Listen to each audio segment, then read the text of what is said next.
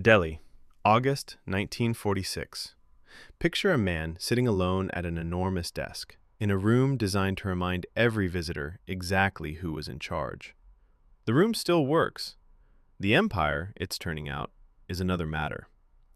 The ceiling is 40 feet high. The fans turn slowly overhead, not fast enough. Outside, the city is burning again. Not metaphorically, burning. He sets down a battered leather dispatch box on the desk in front of him. The royal cipher is stamped on the lid in gold, but the gold is flaking off, and the brass clasp that's supposed to lock it shut was broken sometime in the last year, repaired with a strip of khaki webbing. Someone tied it closed with a bootlace and called it good enough. He stares at it for a long moment. Inside that box is a telegraph from London. He's read it 4 times.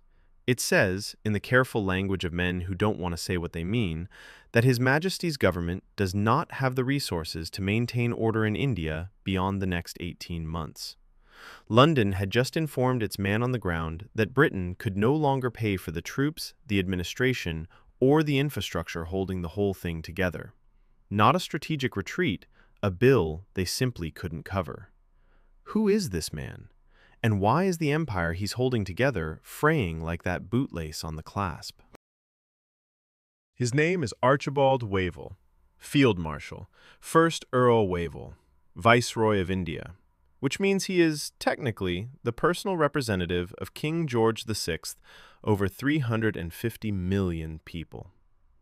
He is 63 years old, one eye partly clouded from a shell fragment at the Second Battle of Ypres in 1915, and he has spent his entire adult life in service to an empire that is now, quietly and without ceremony, running out of road. Here's the number that explains the dispatch box. By 1946, Britain's national debt stood at 250% of its GDP. 250%. The country that had just won the Second World War owed more money, relative to its economy, than almost any nation in recorded history. The war had cost Britain roughly £25 billion, equivalent to the entire economic output of the country for 3 years. Wavell understood something that the men in London were still refusing to say out loud. India wasn't a jewel in a crown anymore. It was a wound in a budget. He would be removed from his post by Prime Minister Attlee in February 1947, not because he failed, but because he told the truth too clearly and too early. And that's just the beginning. Because the real question isn't why Britain lost India. The real question is, how did an empire that covered a quarter of the Earth's surface disappear in 20 years without a single decisive military defeat? So the real question isn't how Britain lost the empire. It's why the empire lasted as long as it did after Britain had already run out of the means to hold it. In 1945, Britain stood victorious, flags flying, Churchill on the balcony, the greatest empire the world had ever seen, still intact, still vast, still governing 700 million people across 6 continents. By 1965, nearly all of it was gone. Not conquered, not burned to the ground, just released. We're going to trace exactly how that happened, and it moves faster and stranger than you think. We'll look at the economics that made empire financially impossible, the single crisis that exposed Britain's real position in the world order, and the cascade that nobody in Whitehall predicted or planned for. And at the end, there's a twist in this story that almost nobody frames correctly. Because Britain's response to losing its empire is one of the most underrated acts of strategic adaptation in modern history. And it contains a pattern that keeps repeating, right now, in ways that should make you deeply uncomfortable. If you think you know how empires end, stay with me, because this one ended differently. Let's start with the illusion. September 2nd, 1945, Tokyo Bay. Japanese officials signed the surrender documents aboard the USS Missouri. World War II is over. Britain is on the winning side. And from the outside, from the newsreels, from the parades, from the maps on the wall of every Foreign Office briefing room, the British Empire looks exactly as it did in 1939. Same territories, same flags, same governor-generals in their white uniforms. But here's what the maps didn't show. Between 1939 and 1945, Britain had liquidated roughly a quarter of its total overseas investments to pay for the war. It had borrowed $3.75 billion from the United States under a loan agreement signed in December 1945. A loan, by the way, that Britain finished repaying in December 2006. 2006. Your parents' generation was still paying for the Second World War when smartphones were invented. The British economy in 1945 was not the economy of a global power projecting strength. It was the economy of a man who just survived a house fire, technically alive, standing in the rubble, telling everyone he's fine. And the empire was expensive. Staggeringly, structurally expensive. Take Malaya. Britain had recaptured it from Japan in 1945 and almost immediately faced a communist insurgency, what they called the Malayan Emergency, beginning in 1948. Suppressing it cost Britain roughly £700 million over 12 years. That's before you count the 35,000 British and Commonwealth troops deployed at its peak. Malaya was also one of Britain's most profitable colonies. Rubber and tin were pouring money into London.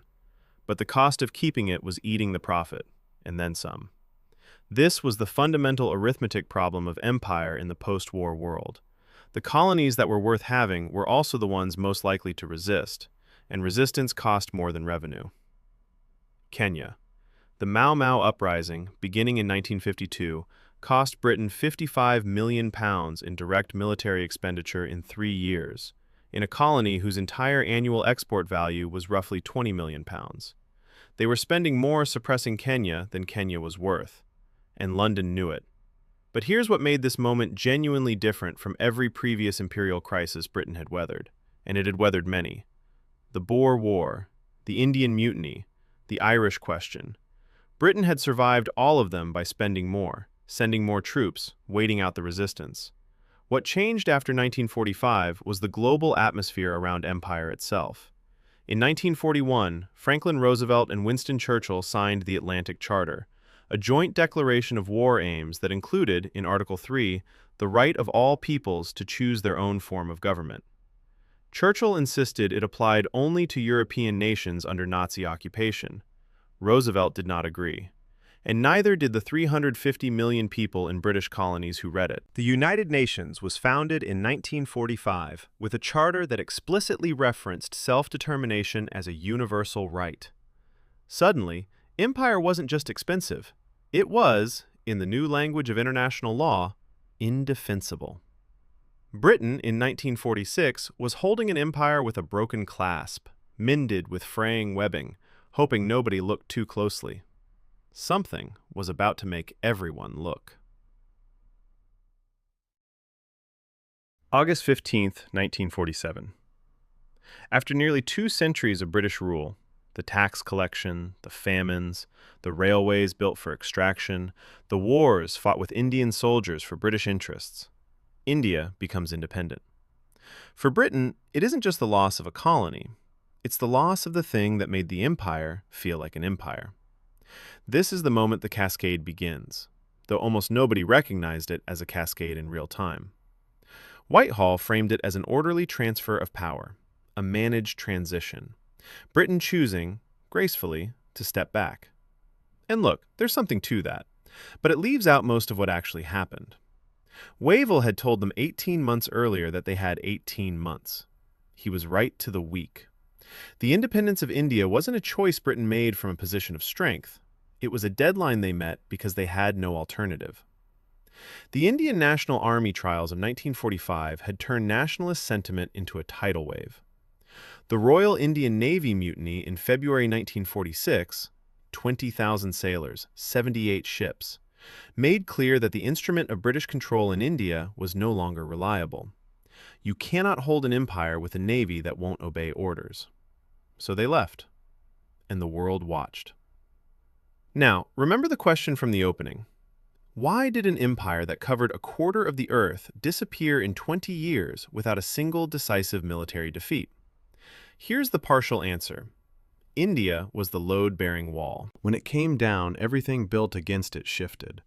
Ceylon independent in 1948, Burma in 1948, the Gold Coast, Ghana, in 1957, the first sub-Saharan African colony to gain independence. Then the acceleration. Nigeria in 1960, Sierra Leone in 1961, Uganda in 1962, Kenya in 1963, Zambia, Malawi, both in 1964. 14 new nations in 7 years, from one empire. But here's where the answer deepens. Because this wasn't just dominoes falling. Each independence movement was watching the others, learning from them, timing their pressure to Britain's maximum vulnerability. Kwame Nkrumah in Ghana had studied Indian independence tactics directly. Julius Nyerere in Tanganyika explicitly modeled his movement on Gandhi. The colonial world was running a coordinated, if informal, campaign, and London was fighting it on 20 fronts simultaneously with a budget that couldn't cover one. And then came Suez. October 1956. Egyptian President Gamal Abdel Nasser nationalizes the Suez Canal, the artery through which Britain's trade with Asia flowed. Britain and France, in secret coordination with Israel, launch a military invasion to retake it. They win militarily. Within days, they control the canal. And then the United States tells them to stop. President Eisenhower, furious at not being consulted, threatens to sell U.S. reserves of sterling, which would have collapsed the British pound. The pound, the currency of the empire. Eisenhower didn't need to fire a shot. He just had to make one phone call to the currency markets. Britain withdrew. Within weeks. From a military operation, it was winning. This is the moment, November 1956, when the illusion finally broke. Not in a Foreign Office memo, not in a parliamentary debate, in the markets, in the newspapers, in the independence movements across Africa and Asia that had been watching to see if Britain would back down. It backed down. Prime Minister Anthony Eden resigned in January 1957, destroyed by the crisis. His successor, Harold Macmillan, flew to Africa in January 1960 and delivered a speech in Cape Town that contained one sentence that changed everything. The wind of change is blowing through this continent. It wasn't poetry. It was a policy announcement. Britain was getting out.